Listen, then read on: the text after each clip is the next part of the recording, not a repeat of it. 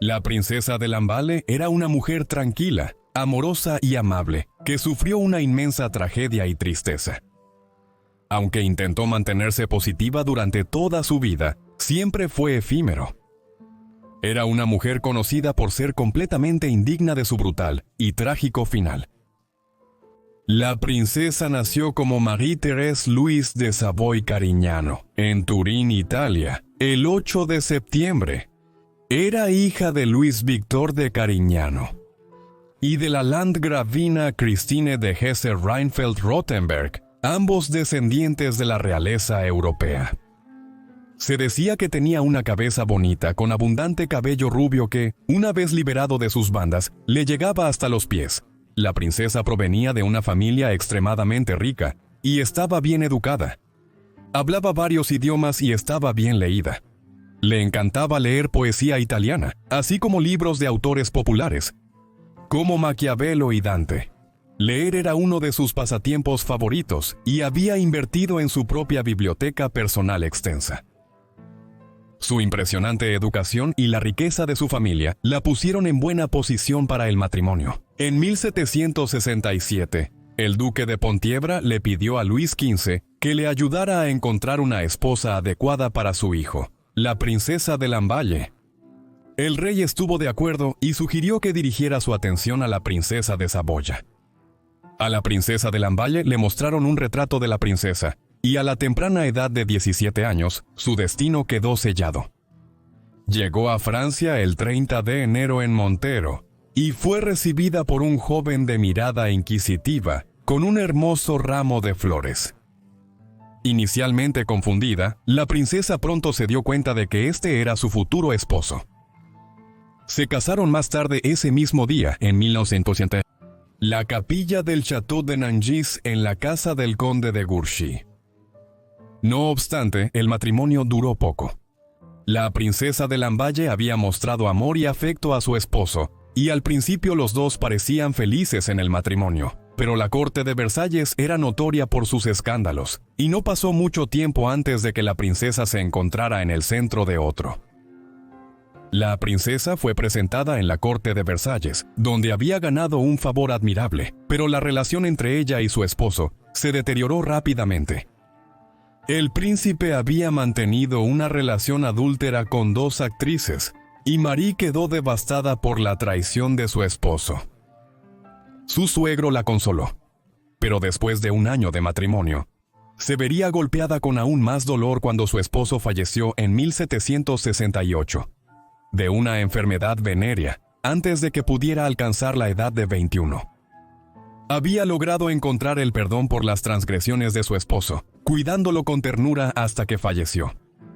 La princesa continuó para comenzar su nueva vida, mudándose de manera impermanente para residir en Rambouillet, cerca de Versalles, donde estaba asentado su suegro, como el duque de Pontevedra. El duque había tomado a la princesa y la consideraba como su propia hija. Recomendó que ella hiciera un voto de castidad y se convirtiera en monja. Aunque nunca fue monja, eligió permanecer fiel a su esposo durante toda su vida. Después de heredar la riqueza de su esposo, se unió a su suegro para completar sus numerosas obras de caridad. El duque se hizo conocido como el rey de los pobres, y Marie de Lamballe se ganó el apodo del Ángel de Pontievre. Eventualmente se recuperó de su dolor, aunque todavía soportaba una serie de momentos melancólicos que gradualmente empeorarían con la edad. En 1770, el delfín Louis se casó con Marie Antoinette, la hija de María Thérèse, la emperatriz de Austria. Louis ascendió al trono solo 4 años después, en 1774, convirtiéndose en el rey Luis XVI 1900. Después de vivir en la corte durante algún tiempo, la relación entre Marie Antoinette y la princesa de Lamballe comenzó a florecer. Marie Antoinette había encontrado a su nueva confidente en la princesa, y al año siguiente, en 1775, también fue proclamada superintendente de la casa de la reina. La princesa de Lamballe acompañó a la reina en muchas de sus excursiones y a muchas de sus fiestas. El duque de Pontiebra sucumbió al estilo de vida del rey y la reina. e incluso comenzó a expresar su interés en recibir a la realeza internacional. Continuó albergando al príncipe heredero de Suecia y al rey de Dinamarca, con la princesa de Lamballe actuando como su anfitriona. La corte de Versalles fue hogar de muchos toros y fiestas, volviéndose notoria por su lujoso estilo de vida y lujuria por todo lo extravagante. Después de todo, Luis XIV casi había llevado a la bancarrota a todo el estado cuando contrató al renombrado arquitecto paisajista francés André Lenotre para rediseñar las 2.000 acres de Versalles. Debido a la situación monetaria de Francia, el rey Luis XVI contrató a Anne Robert Jacques Turgot para tomar control de la situación financiera de la nación. Turgot estaba en una misión para proporcionar libertad financiera y riqueza a la población común. Escribió una carta al rey Luis indicando que no quería bancarrota, no quería aumento de impuestos y no quería préstamos. Turgot mismo era pro-monarquía siempre y cuando la monarquía trabajara por el bien del pueblo. Con sus nuevas leyes y regulaciones entrando en vigor, el rey Luis XVI necesitaba llevar los estados de Bretaña a un cumplimiento más estricto, ya que la región había operado previamente como un estado algo autónomo.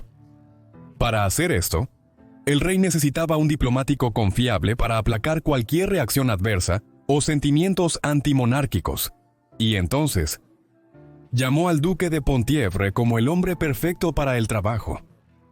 La princesa de Longueval lo acompañó a Rennes el 17 de diciembre de 1774. Su incursión en la región fue un gran éxito, y la princesa misma logró ganarse los corazones de la población de la región. La princesa de Lombard había estado ausente de la corte en Versalles durante 2 meses, y la reina Marie esperaba ansiosamente su regreso.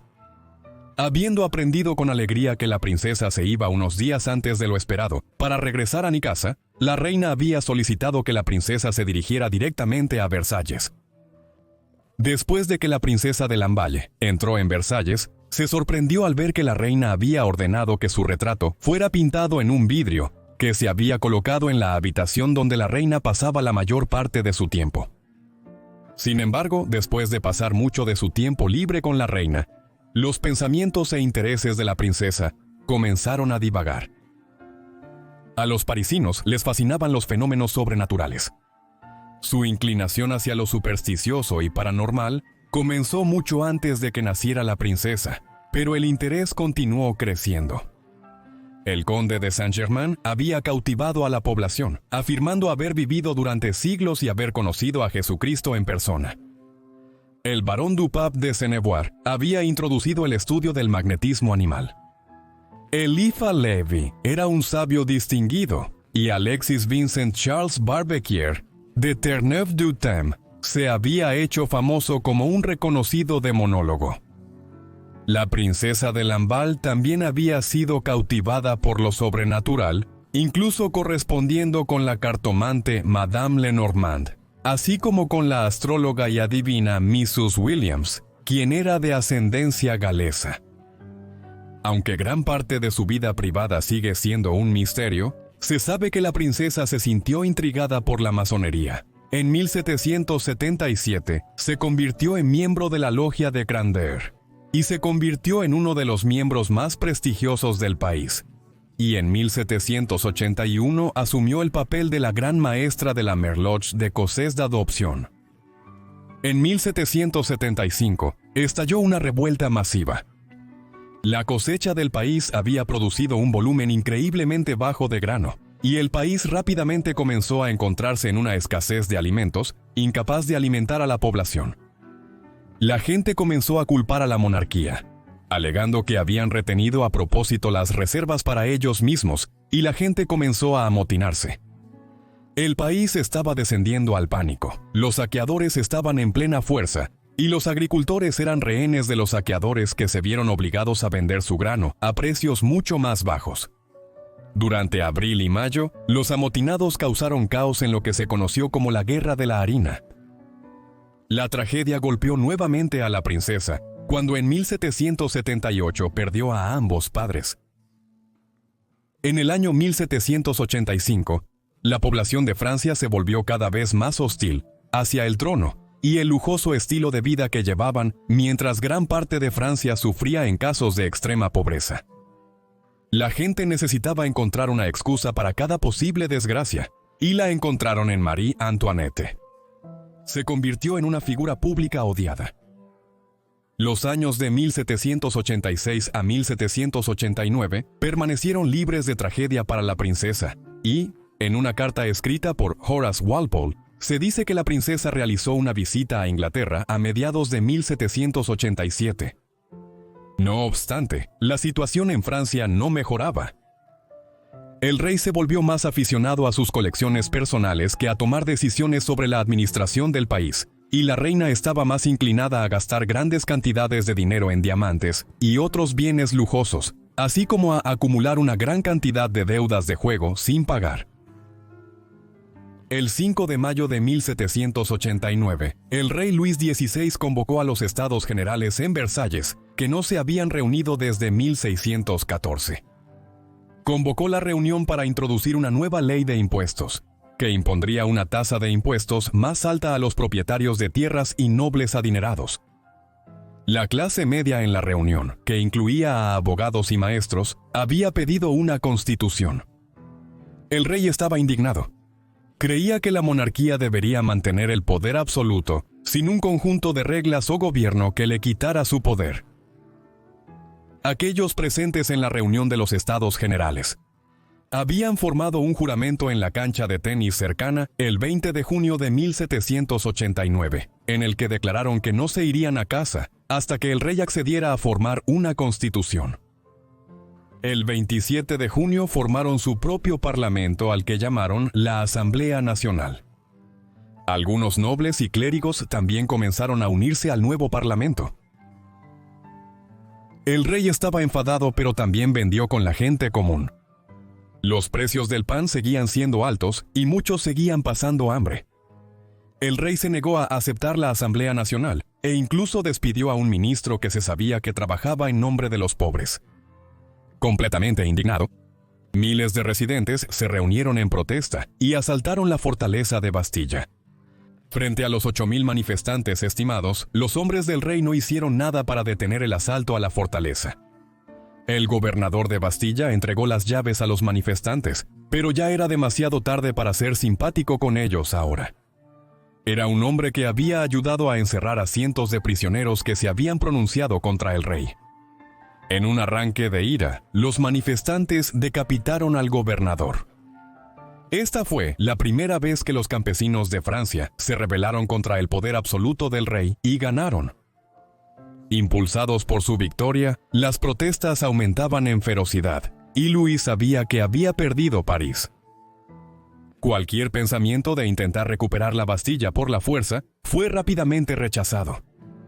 Comenzaron a circular rumores de que el rey Luis estaba elaborando planes para usar la fuerza militar con el fin de deshacerse de la Asamblea Nacional.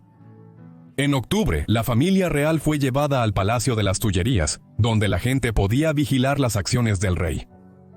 Aún tan desafiantes como siempre, el rey y la familia real intentaron escapar de Francia. El plan era llegar a Austria y obtener ayuda del hermano de María Antonieta, que ahora era el emperador de Austria.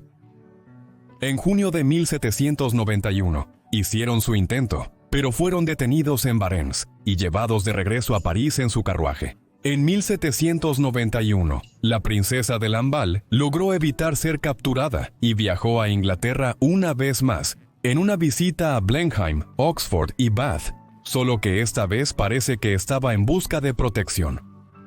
Marie Antoinette ya había enviado mensajes para pedir ayuda, pero parece que la princesa llegó en persona, para asegurarse de que se escuchara la gravedad de la situación inminente. La reina de Inglaterra recibió a la princesa con gran afecto y con gran placer. Pero cuando pidió ayuda al rey Jorge III, él se negó, diciéndole que la familia real francesa había provocado sus propias desgracias. El rey de Francia escribió a la princesa, diciéndole que no regresara, ya que las cosas se habían vuelto demasiado terribles. Ella respondió diciendo: «La reina me necesita, y debo vivir o morir a su lado». Escribió su testamento en Aix-la-Chapelle, que incluso incluía a sus queridos perros, y regresó a Francia para estar al lado de la reina.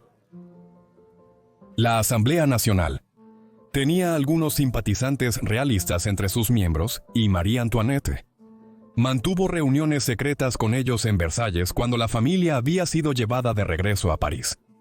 Se sospechaba que la princesa de Lombard, conocida por ser la confidente de la reina, también simpatizaba con los austriacos. El 10 de agosto de 1792, la monarquía fue oficialmente derrocada y la princesa fue encarcelada en la prisión del Templo junto a María Antoinette. Luego fue trasladada a la prisión de la Force el 19 de agosto.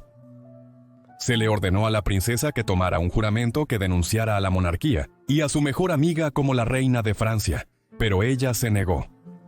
El 3 de septiembre conoció su brutal castigo. Fue arrastrada fuera de la prisión después de un breve juicio y fue golpeada numerosas veces con armas empuñadas por la enfurecida multitud que la esperaba. Cayó de rodillas después de ser golpeada en la cabeza y el ojo. Su sangre brotó sobre su vestido. Luego fue golpeada con fuerza en la cabeza, lo que la dejó inconsciente y la multitud luego despojó su cuerpo y comenzaron a mutilarla hasta que ya no fue reconocible. Después de estas escenas horribles y trágicas, le cortaron la cabeza y la pusieron en una pica que la multitud luego desfiló frente a la celda de María Antoinette. Su caritativa y amables obras no habían contado para nada. Era amiga de la monarquía y no iba a ser tratada de manera diferente. Cuando murió, tenía 42 años.